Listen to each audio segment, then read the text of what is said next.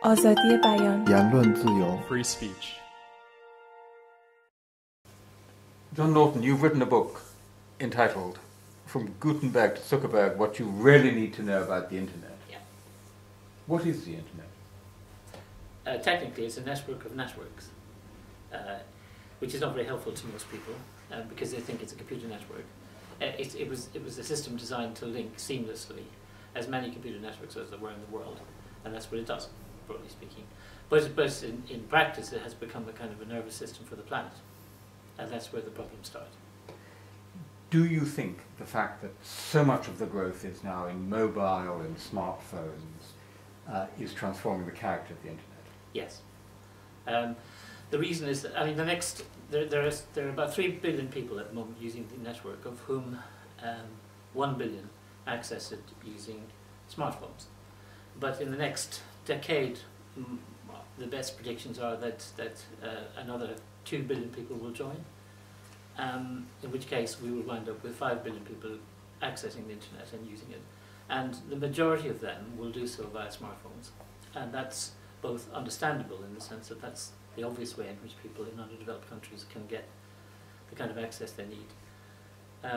It's perfectly understandable. It's not necessarily great news. Because? Because it means that the vast majority of the world's population will be accessing this free and open network via devices and channels which are both closed and tightly controlled.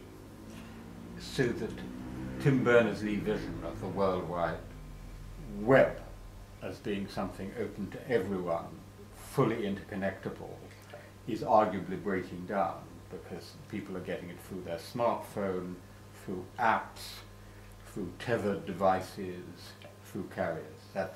That's basically, in a nutshell, it. But and you can see it happening already because in many parts of the less developed world, for example, it turns out that people cannot distinguish between Facebook and the net. And one of the reasons for that is that Facebook has very cunningly arranged a set of deals with mobile network operators in these countries so that people who have smartphones will have cheaper data rates, less expensive data rates, if essentially Facebook is what they use.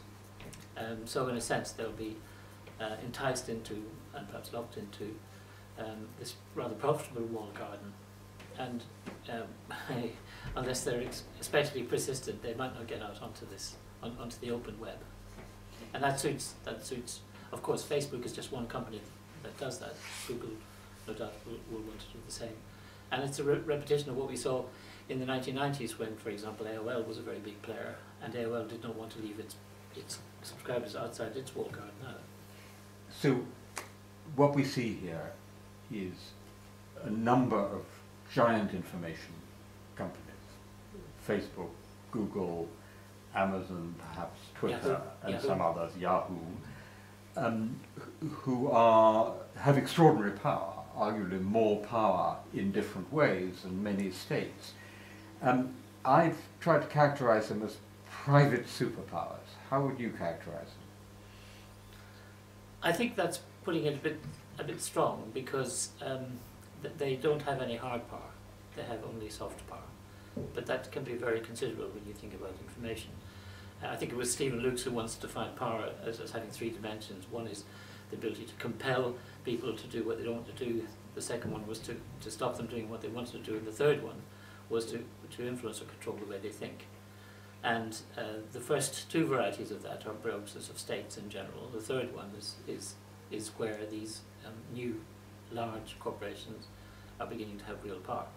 And it's partly because we are, in my opinion, we're wandering into this with a set of misconceptions which are quite serious. One of them is, for example, the misconception that because there's a lot of activity, there's a lot of communication, there's a lot of interchange, there's a lot of what looks like free speech.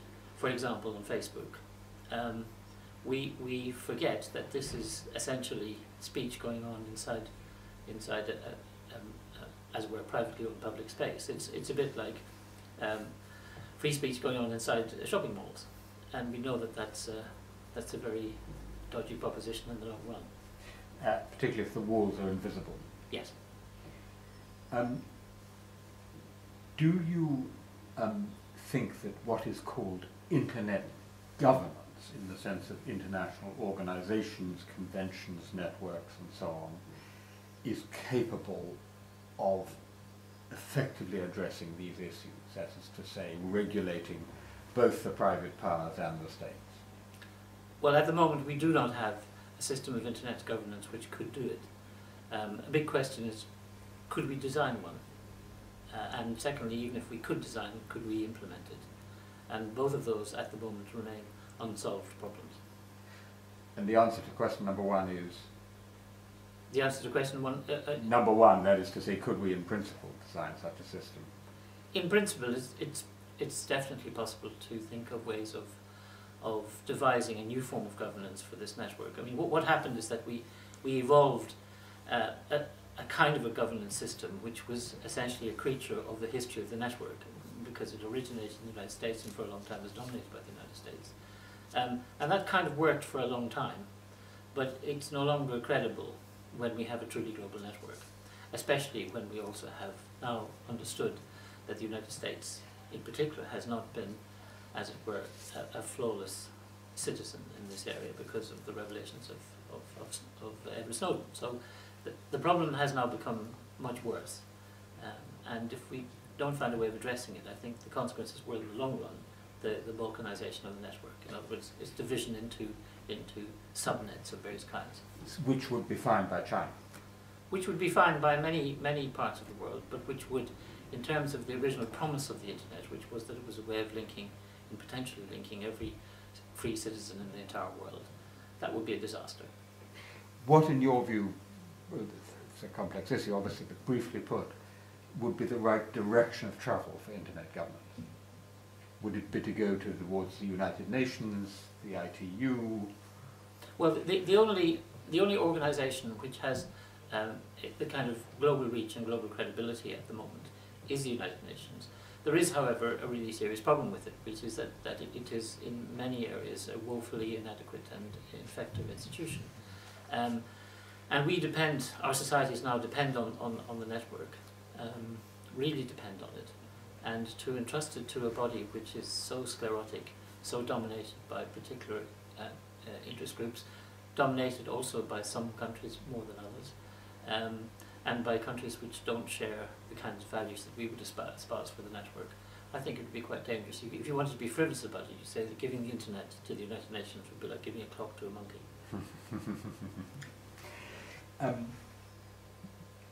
People talk a lot about net neutrality, network neutrality.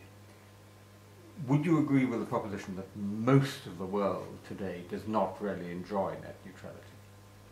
Well, if you mean by net neutrality that every bit that comes through an ISP service is treated the same as every other bit, then I guess it's probably true that it's more honoured in the breach than in the observance. But it's not I mean, people treat net neutrality as if it were a theological principle. In fact, most of the time it ought to be a technical principle.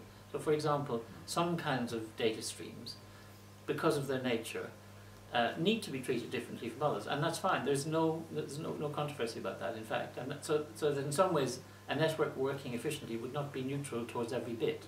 It would discriminate between bit streams on the basis of their technical requirements, not on the basis of who owned them or was sending them or who was consuming them at the other end. That's the really hard bit, is this discrimination at the content level.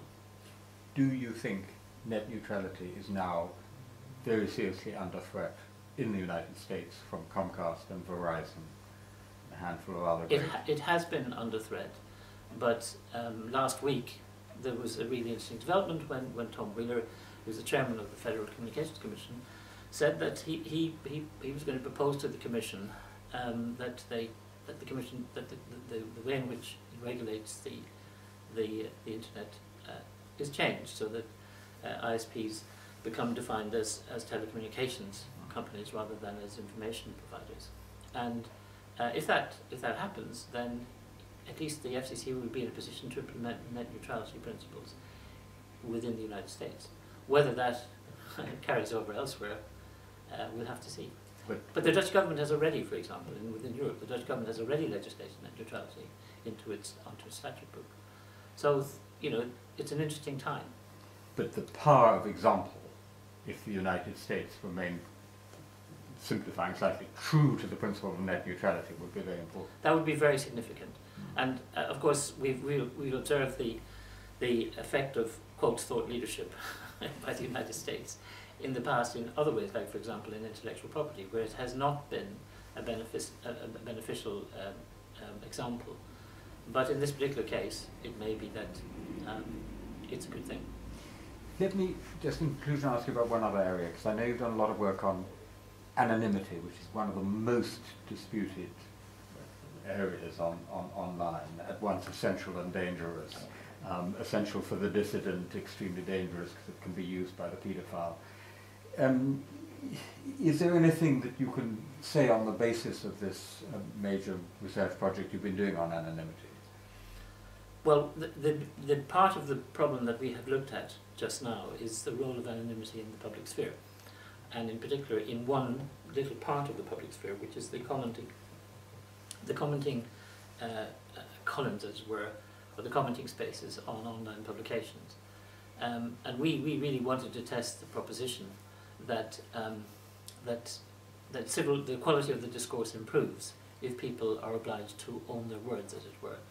And we've done we have completed, or I don't know, analysing one very large-scale study where we looked at, we took 55,000 articles and the 44 million comments associated with them, and analysed them in relation to a switch between rules that would force people to be anonymous, or would force people to use their real identities, or their persistent identities at any rate. And we found there are significant differences. And that's quite, in that particular area, that's quite a useful finding.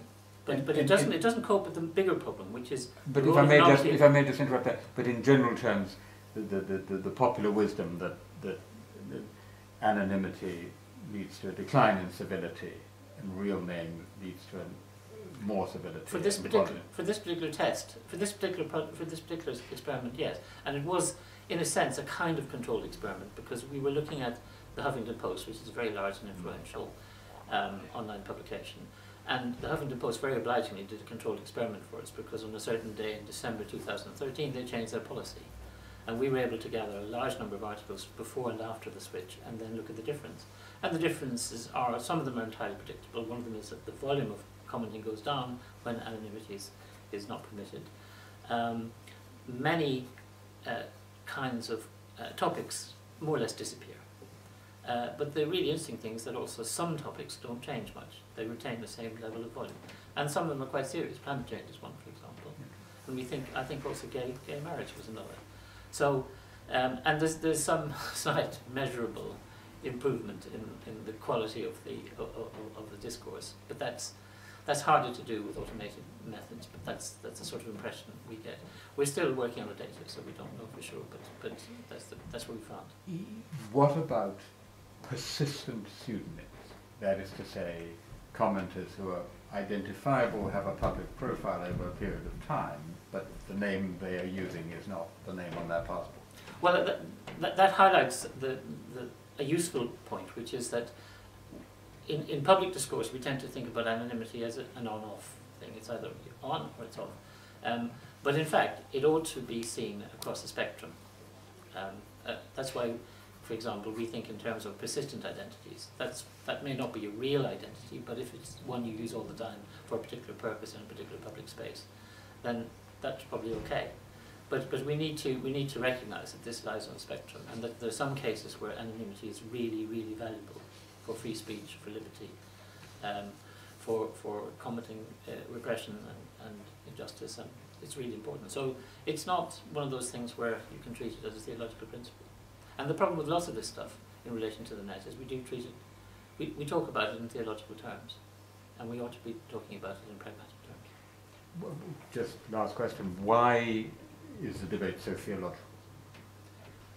I think it's theological because, for reasons that are hard to understand, but something about the technology evokes in people theological responses. You may well remember, for example, an absolutely wonderful essay many years ago by Umberto Eco, in which he argued brilliantly that, and he was then talking about the theological disputes between those who believed in Apple computers and those who believed in the IBM PC.